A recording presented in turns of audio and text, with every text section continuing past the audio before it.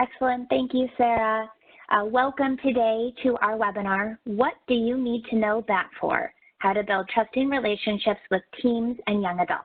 We're so glad that you joined us on this afternoon to learn from our presenters, Carter, Christine, and Eden. As Sarah indicated, we'd love to know who you are and where you're joining from. So if you can go ahead and use the chat box to share that information, we'd love to hear from you. My name's Johanna Bergen. I am the co-lead of the Young Adult Services and Supports Learning Community at the TA Network.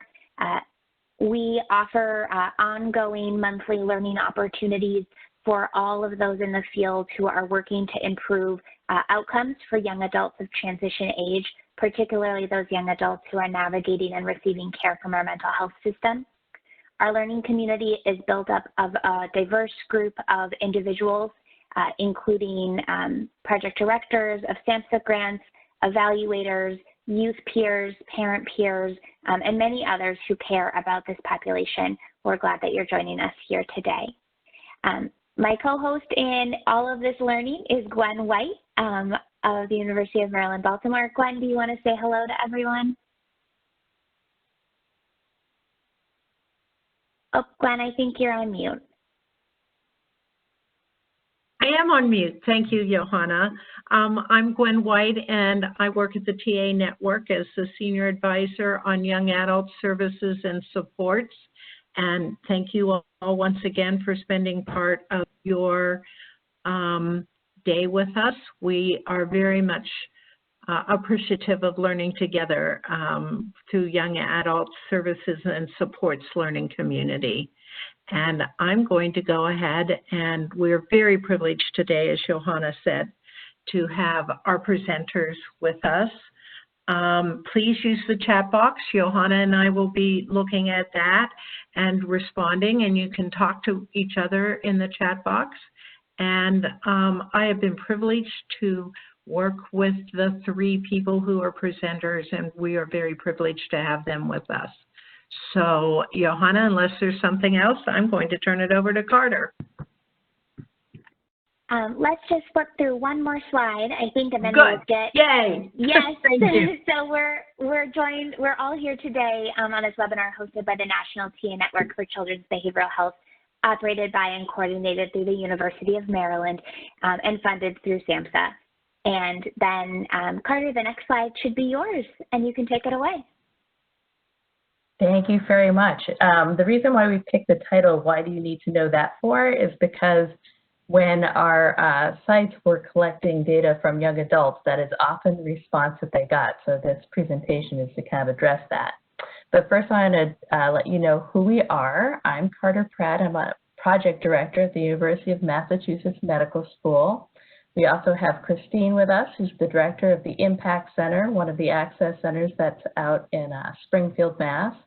And Eden, who's currently working on the evaluation team here at UMass Medical School, but she's going to be speaking more from her role as formerly then Recovery Navigator Coach at the ZIA Center and our evaluation liaison there.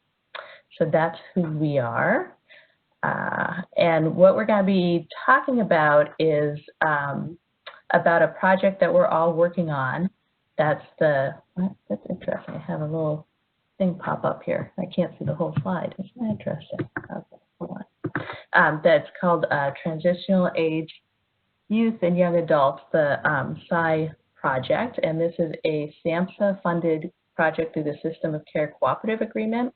And our Massachusetts Department of Mental Health was awarded the contract, awarded the grant. And they contracted with UMass Medical School to do the evaluation, and then the community partners that they contracted with to develop the access centers was the Gandara Center that's in Springfield and the Kiva Center and Open Sky Community Services in Worcester. So the objective of the project was really to address mental health issues for young adults in Massachusetts through the creation of attractive and accessible gateways in the form of access centers in two of those communities, Springfield and Worcester. And one of the key strategies for doing this at the Access Center was using the peer mentor model to engage young adults.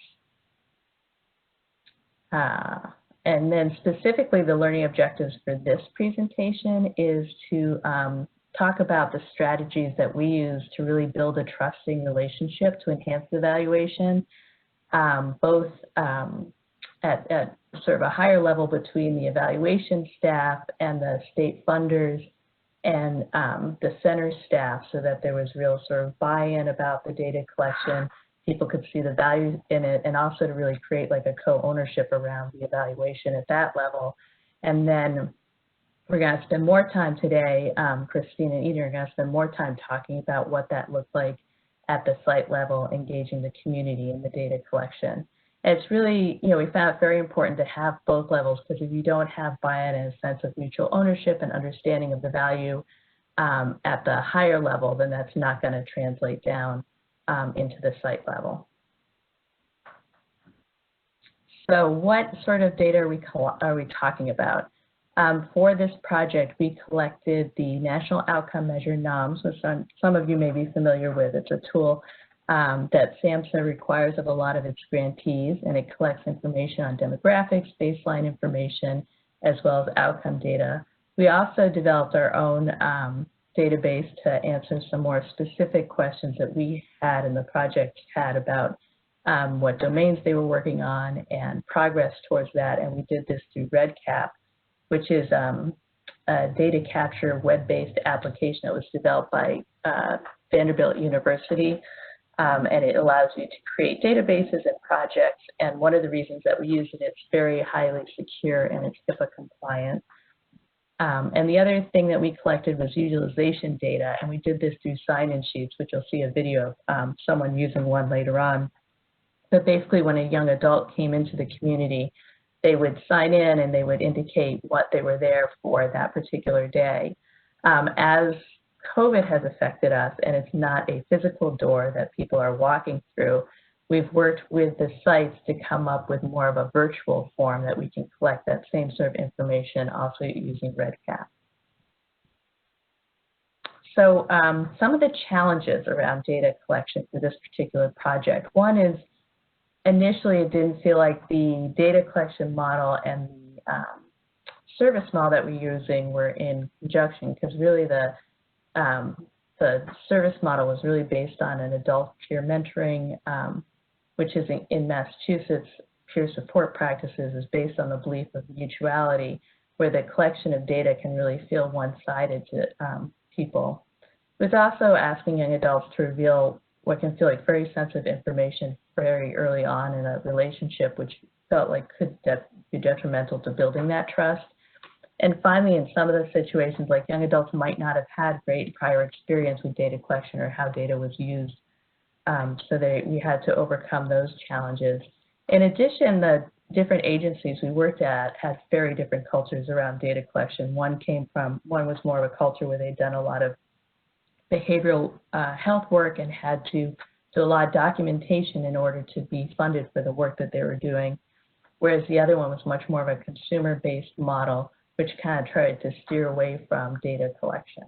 So that was an additional challenge, and the two sites can talk about how they worked on that in their own specific sites.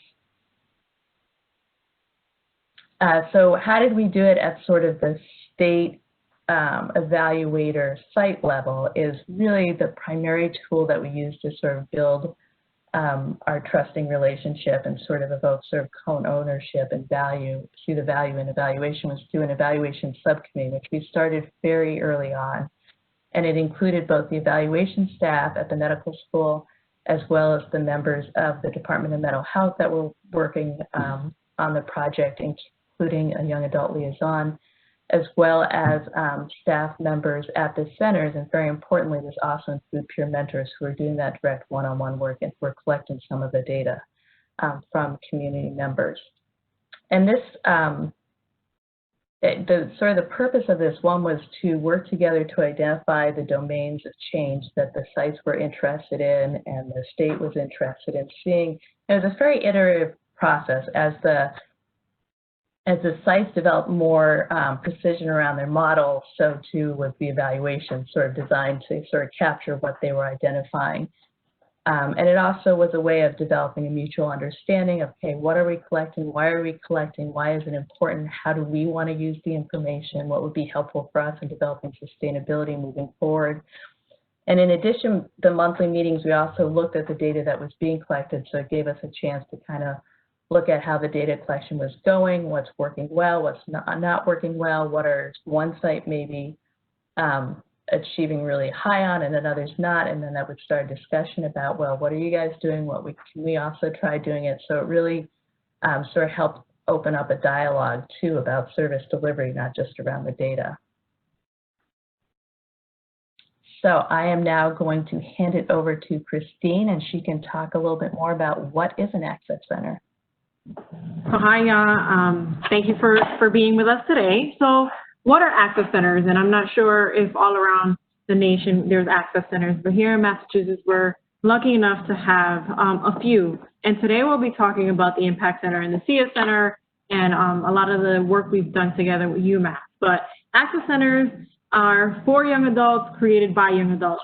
Early in the process, when we were funded, we engaged young adults early on in the process of making sure that the space was created for them and by them. So some of the things that access centers provide is a safe, informal, flexible, and welcoming to diversity. It's a place where young adults can engage with peer mentors, chat what goals, and get connected to appropriate resources. So, you know, a lot of young adults typically don't talk with goals to a lot of people, and we have peer mentors that have lived experience and have been trained to kind of work with young adults on goals and more. Building relationships with young adults. I mean, one of the things, and I think the primary reason that all these exist is acknowledging that young adults should be an active part of the conversation.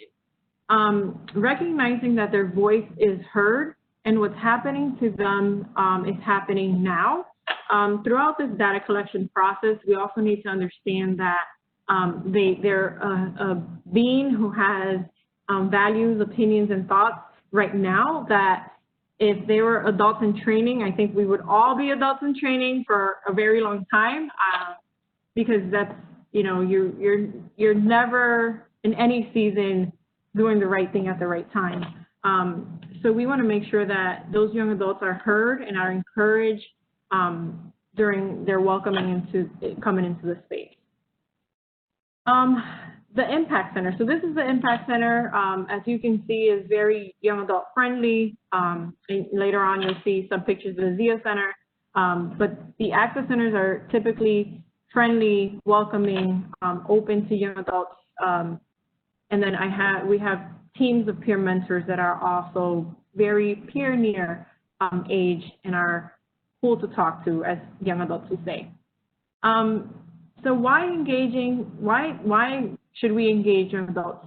I think the data collection process is very unique, and it creates a pathway for young adults to engage in very different ways. So being transparent with these young adults and letting them know, like, hey, we have this beautiful space for you, but we need some information. And I want to make sure something, you know, very clear, and you'll hear it later on. All the information we collect is voluntary, but it's encouraged. Because then in the future, it would help us with future programming, sustainability opportunities, and different resources that can become available for those young adults. So now you'll be watching a short video that I created with some of my staff. Hopefully you guys enjoy it.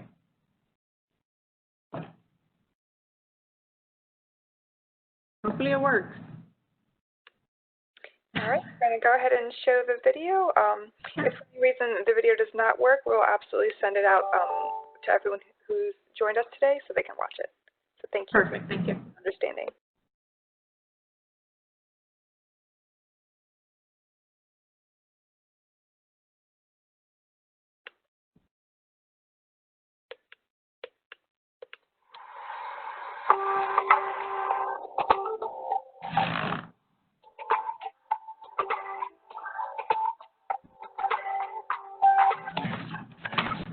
At each site,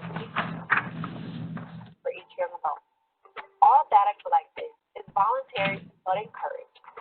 Once entering the site, all young adults need to sign in. This information gets collected and stored in our RedPep system.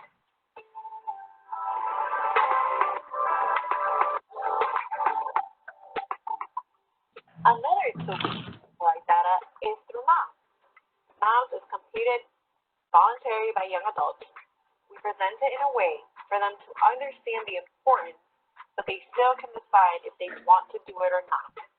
NOMS can be completed in one session, or we can split it in a couple sessions depending on the youth. It's always good to follow up with the youth after you complete the NOMS to see how they're doing, making sure that they didn't listen, promote change if needed, and making sure they're interested and understand the process of NOMS.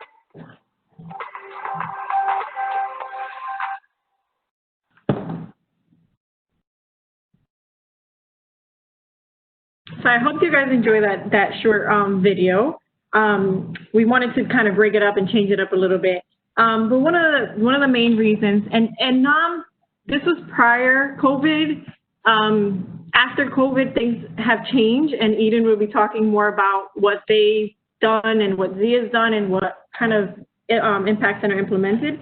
But some of the things that don't change is creating an atmosphere of transparency for young adults, making sure that they know why you're collecting this data, where is this data going, where is it going to be stored. I think it's essential for young adults to understand these things, making sure that they know every detail, and it not only in the NOMS collection, but in any data collection. As providers, we come from a background, well, my agency comes from a background that does a lot of data collection, and sometimes we ask families to fill information out, and there could be a language barrier where they don't understand. So making sure that there is full transparency when you're asking families or young adults to fill this information is essential.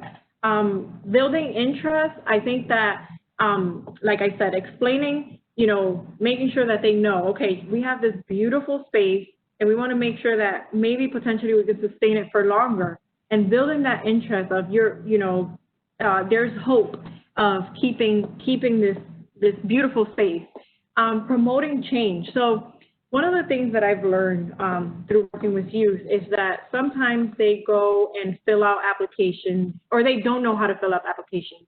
So we're using this also as a training tool for young adults, for them to expand their knowledge, for them to know you're going to go and fill out a college application, and you're going to go do certain things that require similar information. Some not as extent, but you're going to fill out documentation that potentially might be really long. So promoting that and making sure that they think differently when they're filling information up. And then, like I mentioned in the video, in every session of young adults sitting down and filling any type of information, following up is really important for them. Making sure that they understand, making sure that they don't have any questions, and if they do, be ready to answer it. And then engaging strategies. So I'm not sure how many of you work with young adults, but building a structure for young adults where they feel comfortable. We're talking about data, and data sometimes could be very, it could be a little tricky. Some questions in the NOMS or Sparks are very personal, so making sure that you have a comfortable space for those young adults. And the second one here on the slide that I should have put first is making sure that you engage the young adult in any other way before you ask for any information. Typically, I know that we are go ahead and sometimes ask for information, but making sure that those young adults are encouraged to practice that activity before you ask. One of the things that the Impact Center has done is Survey Day, which provides the young adult with a space to ask, what is a survey? What kind of questions are you going to ask? And all these good things will be great. And then open to taking breaks. I mentioned that, a young adult might not have the skill to sit in one sitting to just talk about everything that they have to fill out or whatever. So making sure that you have and you give the young adult the opportunity to take breaks is important. And again, follow up. is one of the main things. And with that, my part has ended, so I'm going to hand it off to Eden. And thank you, folks, for listening. Thank you, Christine. Thank you, everyone, for joining us for this presentation. I'm really excited to be chatting with everyone today because I have the distinct pleasure of being able to speak from the perspective of a member of the Access Center's evaluation team, a former staff of the ZIA Access Center, but also as a young adult who was formerly served by the ZIA Access Center. And so my contributions to this presentation, and I'd like to think perhaps my work at large, has been informed by what it's like to be on the receiving end of these practices. And as you can see on the screen, these are some of the photos in the space. I have the screen in front of me, so you see me like looking up and down. I am trying to coordinate my vision here, but as you can see on the screen, these are some of the photos of the space. And as a center that really prioritizes leadership and liberation and activism, we did our best to create an environment filled with images and messaging that inspired young people to know that they too are powerful change agents, and that their perspectives matter in a world that sometimes makes them feel like it doesn't, which is very sad. So before I move further in the presentation, something that I think to be really of monumental importance to the understanding of the core of what the ZIA Center is that it was born from the Central Mass Recovery Learning Community, RLC or KIVA Center, in partnership with Open Sky Community Services. And if anyone is familiar with the RLC model, you know that our culture is very trauma survivor-led and documentation averse. And so the team of young survivors assembled by the RLC, born from this very documentation averse culture and very well-versed in non-documentation peer support practices, suddenly found themselves needing to record information in ways that they had never done before. And so the community of young adults of which I was a part at the time was suddenly being asked to partake in a very foreign and uncomfortable process. And so, you know, we did what we knew how to do best, which was talk to each other. And we talked about a new approach to collecting NOMS, which was kind of the really challenging thing at the time. And so after coming together as a community to discuss the NOMS collection, it was evident that the current strategy was not working. It was inaccessible, and we'll talk more about the access components of that a little bit later in the presentation. It compromised mutuality in the peer-to-peer setting that ZIA had worked so hard to cultivate within the community. It was reminiscent of clinical settings, which was challenging because a real selling point of the ZIA space was that it was not like the programs or the partials or anything that the community at large had been trying to use the space as a means to get away from, but still have their needs met in different ways. And there was also a lack of comprehension within the Access Center themselves. So we as community and the staff didn't have a very in-depth comprehensive understanding of the instrument itself. We didn't quite understand why the information was being asked, why the information was valuable, who was seeing the information. It was very challenging to us to have this very foreign instrument put in front of us and saying, okay, now you collect this information in this way. And this is kind of the story of how we made that happen. And so, you know, we decided it was time for a new approach to discussion, which was, what did the community want?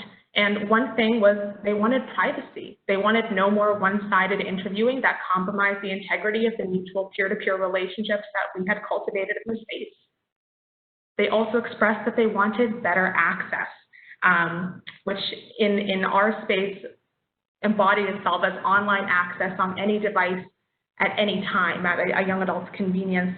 And the reason this was brought about was because a young adult member of the community who had identified with a disability had expressed that the ways in which the NOMS administration had been recommended to us was not accessible to them. And they recommended a digital access solution, and the rest of the community agreed. And by committee, we said, okay, we're going to try and pursue this route, because if you feel strongly about this, we have an obligation to hear your wants, your concerns, your needs. They wanted, you know, a pop of color and an interface that they identified, that they got to make up for themselves and contribute to, which really allowed for a sense of mutual ownership over the interface in and of itself. They wanted openness and transparency and dialogue, an in-depth understanding as to why this information is collected, who sees it, how is anonymity maintained. And, you know, we discussed really important topics from when I was a community member in the space, a young adult who was receiving services. I really wanted to know, you know, who was SAMHSA? Who are these people? I don't understand. What is the bigger mission here? How is my privacy being kept? Why is this so important? How do we remain data informed in a society where data drives everything? And, you know, for me, most importantly, as a young adult, kind of born from the RLC philosophies from the time that I was fairly young, was how, you know, has documentation been weaponized against marginalized peoples across history? And how do we take that and allow that to inform how we move forward as a community that is survivor-led, survivor-driven? Another thing that young adults said that they wanted was casual follow-up. They wanted, you know, check-ins about what came up, as well as an opportunity to express what they did not enjoy about the experience, which would lead to ongoing discussions and conversations about things we could change that were within our control, if anything. And if not, at least create the space to allow them to express, I didn't like the way this made me feel. Like, yeah, that's real, that's valid, that matters, and it's okay to talk about that in this space. And so now we were tasked with how were we going to put this into, you know, into application potentially. And from these ideas were born a philosophy, if you will, that we termed community co-authoring, which was a community-based approach created by and for young adults that aim to reclaim and reframe data collection processes in support of entities and practices, and in our case, centers of interest.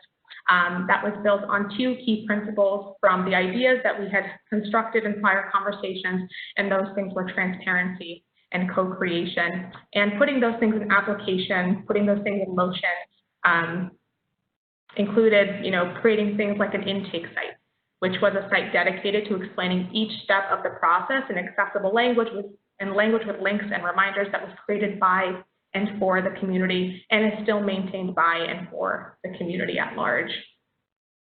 The next thing was the creation of a community co-authoring committee, which was a group of young adults who were interested in leading and shaping our ongoing efforts, really kind of sticking to the fidelity of the idea of by and for the people, created by young adults, for young adults, and contributed to a really significant culture shift in our space that had for years prior been no documentation at all, period, point, end of story. We were starting to creep open to the understanding of, well, perhaps this can be a benefit to us. Perhaps this is more meaningful than we had, you know, thought of prior. And those conversations were a big part of that.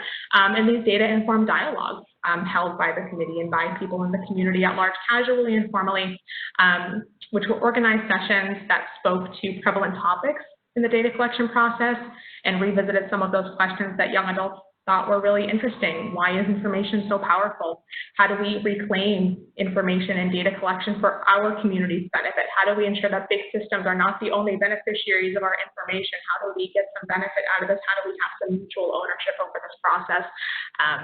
And how do we ensure this gets done in a way that feels good to us? And with regards to principle 2, which is co-creation, we established co-creation of tools.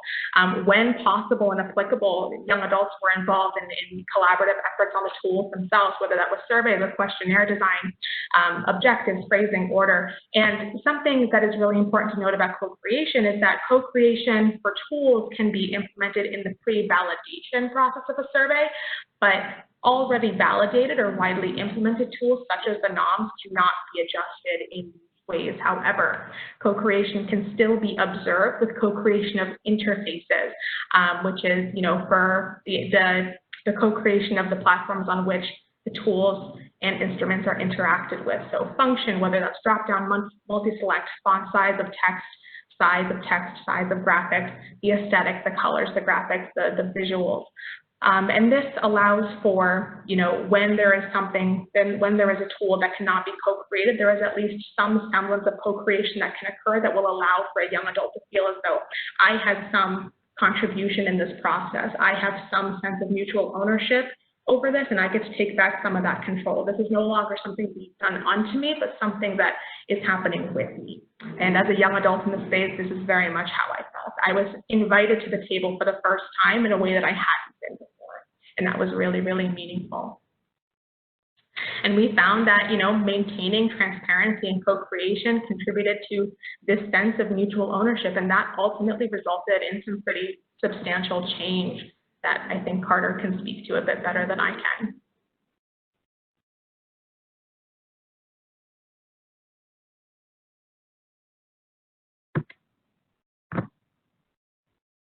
Oh, sorry. So as a result of this approach, one of the things I want to say is I hope, if nothing else, one of the important things that you get out of this presentation is that everyone has value and expertise in being able to help define how you collect data and the process and everything. So it's not just the evaluators or the funders, but it's, all the way down to the actual community members, as Eden so eloquently talked about. And that's important to recognize that, and so that everyone can contribute to that, what the best way is to collect the data, how it should look,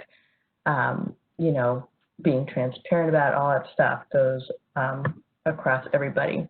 As a result of when we really went full on this sort of approach is I don't know how many of you are familiar with NOMS, but often you have to, as a grantee, you have to put in a goal for how many NOMS you want to collect that year. And we were actually able to exceed our goal because of the great effort that the sites did in getting young adults to participate in it. And throughout the process, we strive to be youth empowered in the data collection and at a minimum to be youth friendly. And what we really found from this working together on this is that we're not just collecting data for data's sake, but it's really being utilized. It's being utilized by the sites, it's being utilized at DMH. As an evaluator, like the happiest I can be is when Christine or somebody calls me up and says, Carter, can you get me these numbers? Because then I know they're actually using it. And so it really is, it makes me feel good that's really going to a good purpose. In those monthly calls, we were also able to do some quality control and look at things, continuous quality improvement, not only for the data that we collect, but also for how the programs were being implemented. It really, as I said before, it sparked discussions about strengths and weaknesses. I think Christine brought up the whole survey day. One of the sites had come up with that idea for how they could really make sure that all the NOMS were being done, and the other site was like, it's a great idea, and they ran with it too. So there's a lot of learning from each other, not necessarily from the evaluator. And, I've really seen the data being fed back into the program planning and into the implementation of the program. And now we're really in an effort right now, like we're developing some data briefs specific to each site using the data to help them in their sustainability discussions. So I want to thank Johanna and Gwen for inviting us to do this. It was a great opportunity. And also my co-presenters. I wish some of you could have been on that call when we were all talking back and forth about putting this whole presentation together, because I think we learned a lot too from that process and everyone's role in the evaluation. And then I guess at this point we want to open it up to any questions people might have.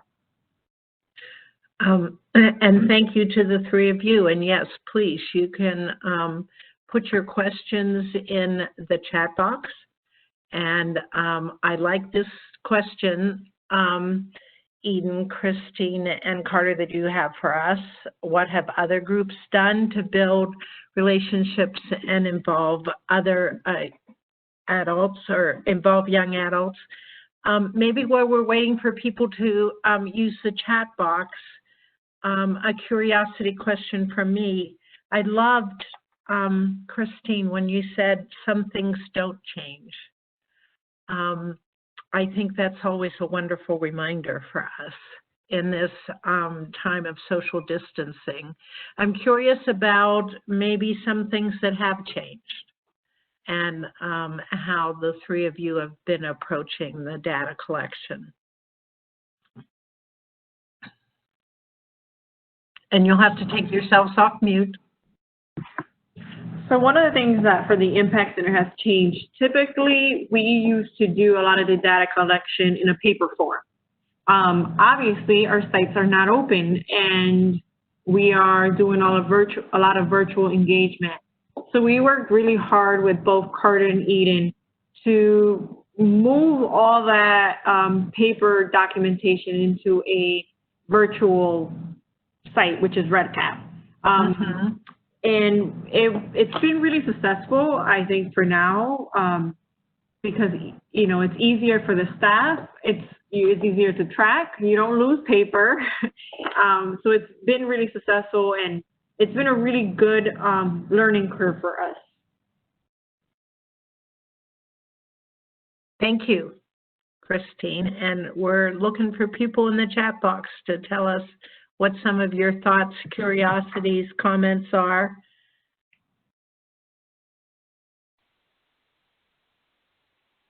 Yeah, I guess I can address too, Gwen, what you were asking about change. In addition to what Christine said, it was really because we have such an open dialogue with the sites and we meet regularly, we're really able to talk about how has this changed your practice, and then based on how it's changed their practice, try to make sure that we are designing tools that are going to be able to capture that change in practice. So it's been a lot of, you know, work on our end too, sort of redeveloping those tools and getting those launched as quickly as we can, so we're not losing some of the, because the sites were very quick to adapt. So we had to try to keep up with them. And please, if you don't have questions, for those of you using the chat box, how have been some of the ways that you have adapted? Carter, I love your point about tools to capture the change, because I think there'll be so much as we move forward and anticipate things of what are the lessons learned and what are those critical things that will be the forever change that are very, very important. Okay. I see we do have a question from Heidi, who is actually our DMH partner, and she is the person leading this whole side project. And so she will ask, can you share about using incentives to encourage participation? And I'm going to hand that over to the sites. Eden, do you want to talk about it, or? Sure, absolutely. So one of the incentives that's kind of the first that comes to mind is we offer a financial incentive. We offer a gift card for folks who complete a NOMS interview/survey. They vary in amounts depending on if it's a baseline, a reassessment, or a discharge. But I'd like to think, as well as having the financial incentive, which is always kind of wonderful, there's also the incentive of being a part of something bigger and being a part of kind of a co-authoring, co-creation of a narrative. And that was something that really stuck with me and a lot of my friends in the center. It was cool to think that we were supporting the existence of a place that we never imagined could exist. I remember being young and in certain services and feeling very stuck. And, you know, ZIA and the RLC model came along, and I felt very liberated in ways that I hadn't. So I was willing to do and contribute in ways that would allow for this to continue for other people like me. And so along with that financial benefit, there was also the, like, I am making change. I am supporting and allowing this to continue existing for others in the ways that it's existed for me.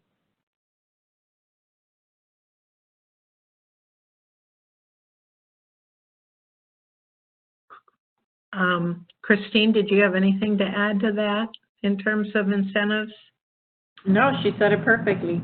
Okay, perfectly, Eden. That's great. We do have a question about what types of funding you receive for the centers.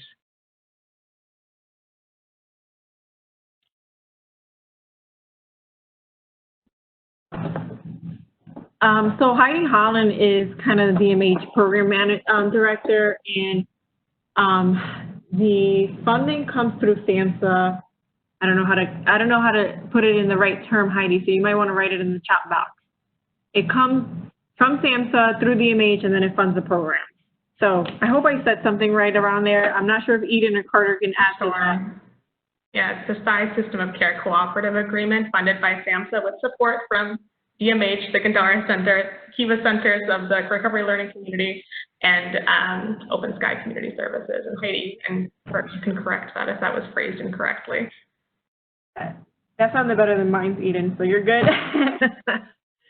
It's a combination of funding, some federal to the state, to the centers, and Heidi, feel free to type in the chat box if we have missed any of that. While folks are thinking about what questions they have, I have a question. This is Johanna. Sorry, my webcam is not working or fighting me today. So I'm wondering if any of you could speak to your early implementation time. So it's really exciting to hear about how NOMS collection is going now, right? And I think you spoke about, very well to the different cultures of the two sites. And I'm wondering if there's some recommendations you have for us in those sort of early implementation days of evaluation. Like, what were the things that you would really recommend other sites focus on? Because it really seems that your initial investment and planning time has led to your long-term success.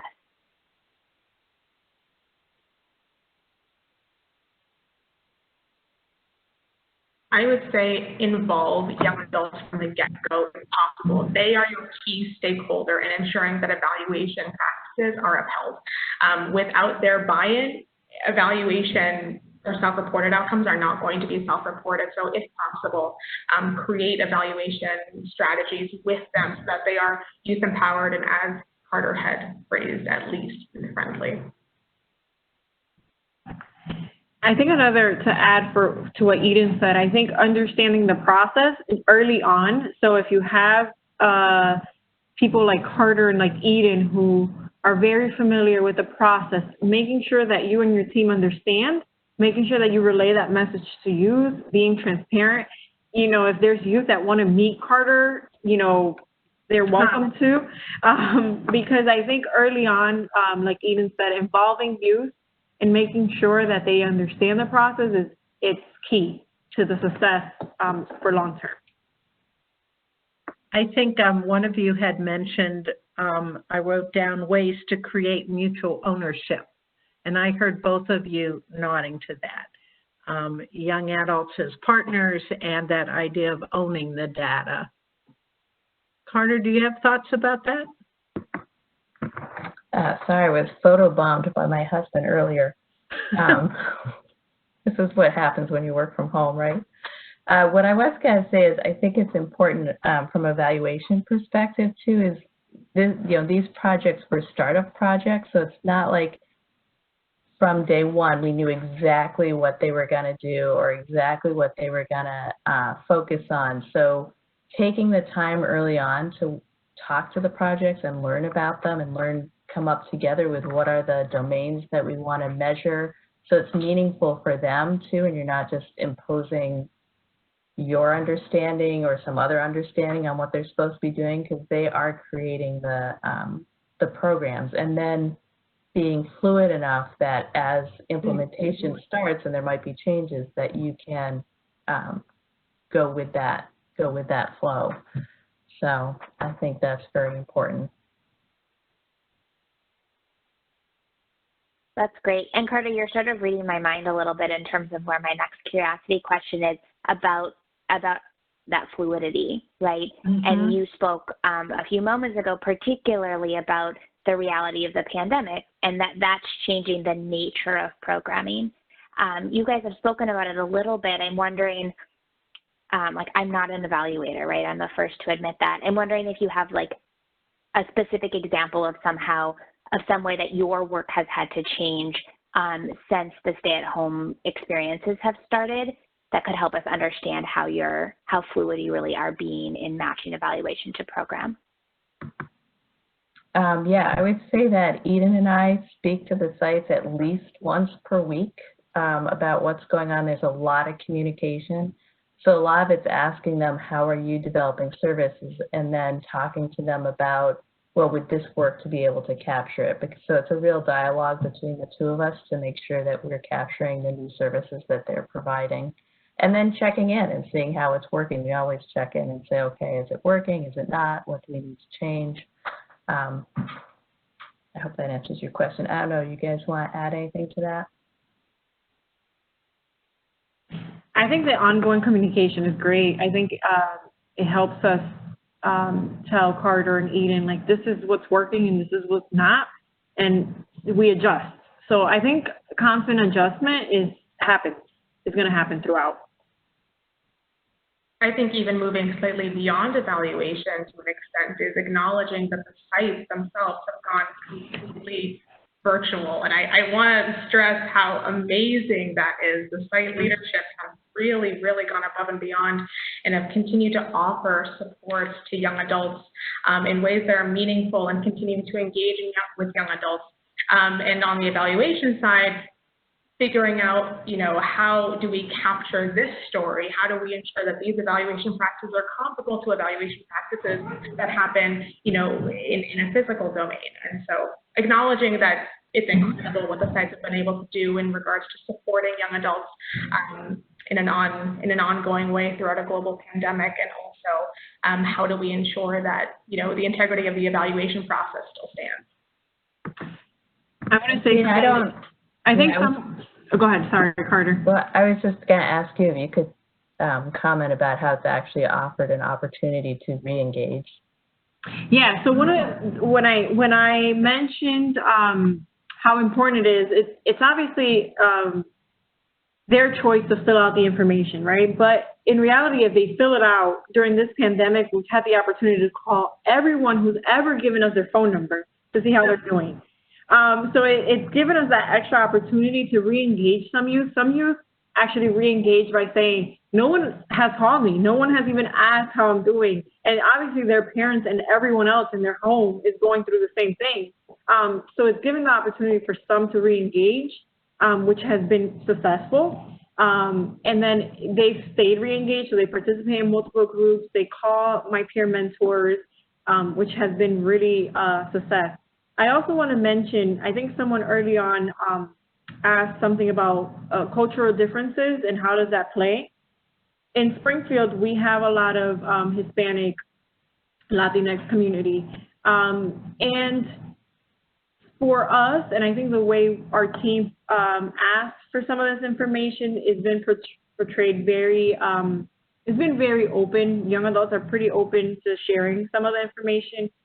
And I don't know, I can't speak for any other cultures, but for the culture we have at the Impact Center, we've, I think, been successful. And I think we'll have to do another presentation on how we do that. But I think we've engaged, and I think my peers are pretty near peer, and they are very open to sharing and to get why we need that information.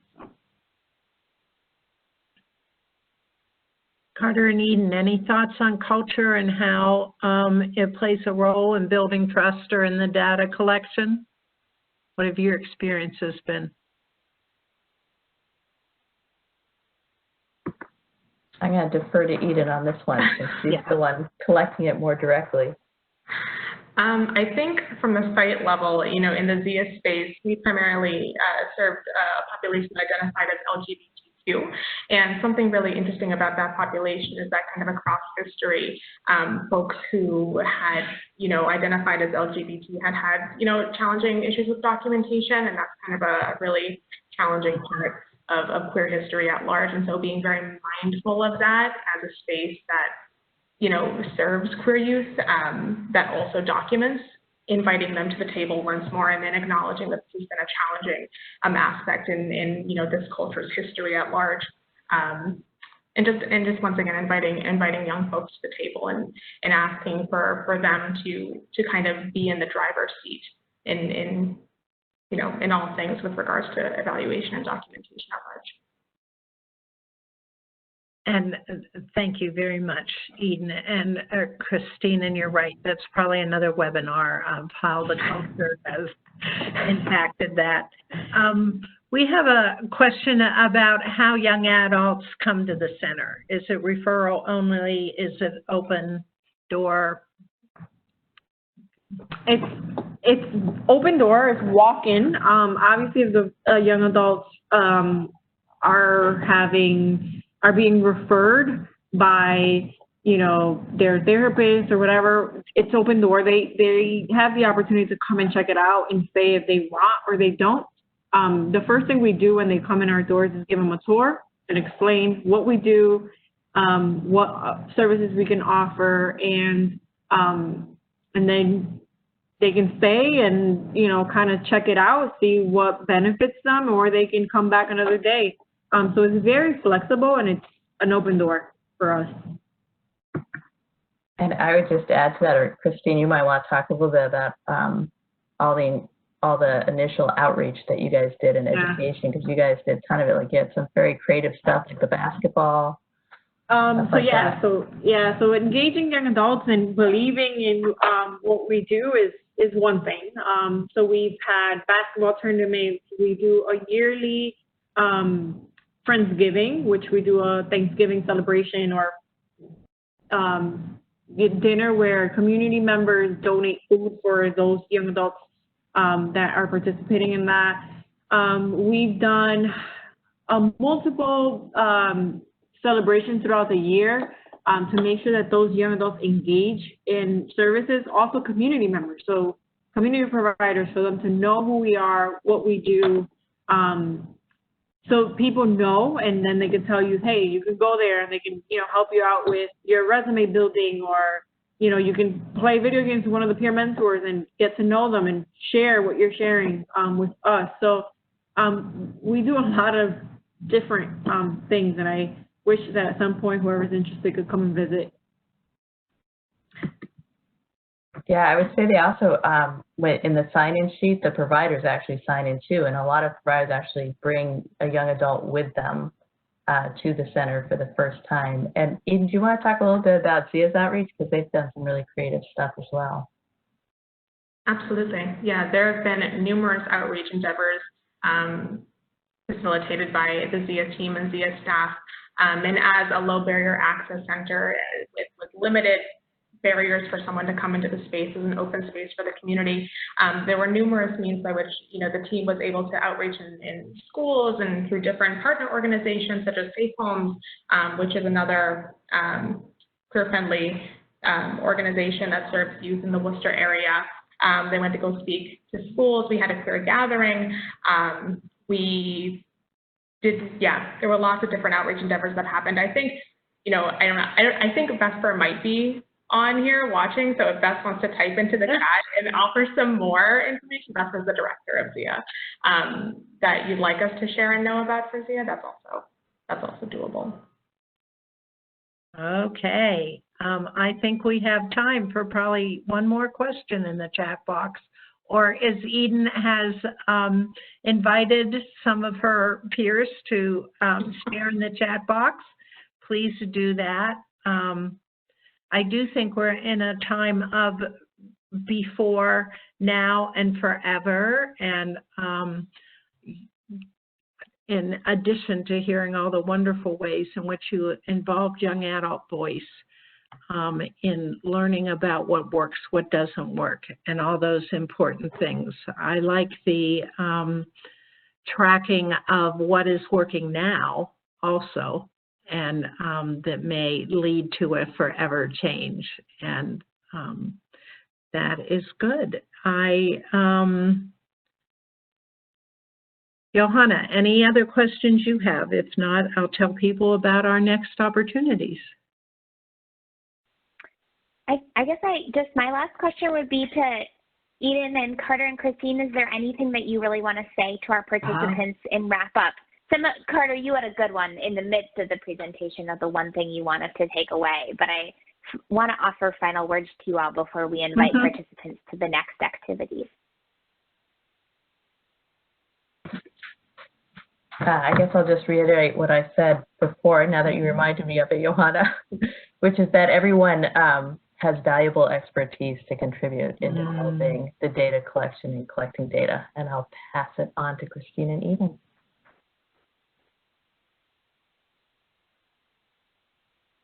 I think one thing that I want people to remember is to make sure to include youth in every step of the way, to make sure that they feel comfortable and to be transparent. If you don't know an answer, make sure that they know that you don't know and you're going to get back to them. To be flexible, you know, and to know that that what's happening to young adults, it's real and it's happening right now in their life.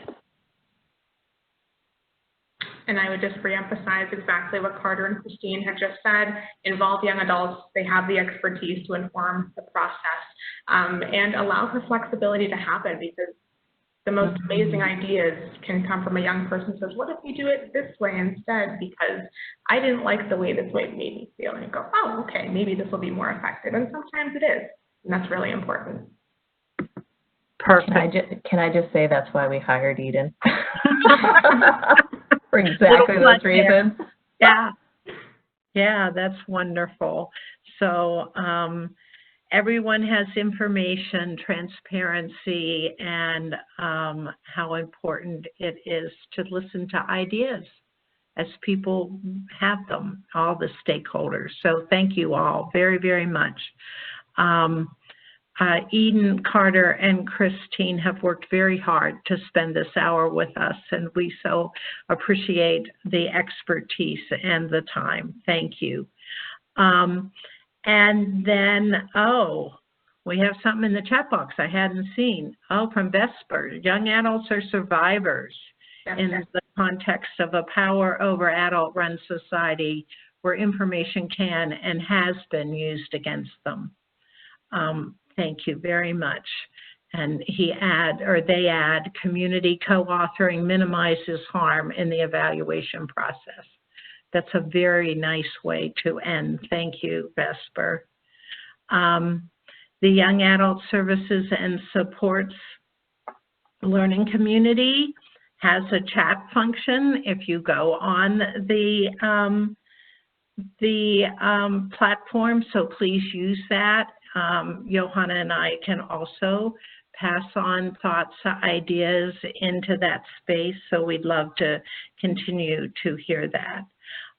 In June, we have an office hour. We sort of, this theme of listening to young adults. In the office hour is a time that we can discuss in 2 weeks. It's on June 10th. So if you have ongoing, it's open to the community. We can continue to talk about things that have come up today. We also are going to have 2 members of, well, a staff member from Youth Move National and one of their board members who are going to be talking about some of the data that's been collected on youth and family voice in system of care. So we're excited to hear that as part of our ongoing learning together. And then on June 23rd is a webinar on advanced skills for youth and young adult driven practices and some of the data that's been collected at Portland State University. So please join us. I don't know if there's another slide. I can't advance them. So there you go. And Sarah has put in that there is the registration link to our next events. And thank you, everyone. Please be well. Take care of yourselves as you take care of others.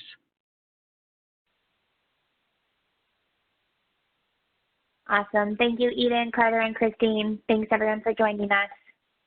Bye, everyone.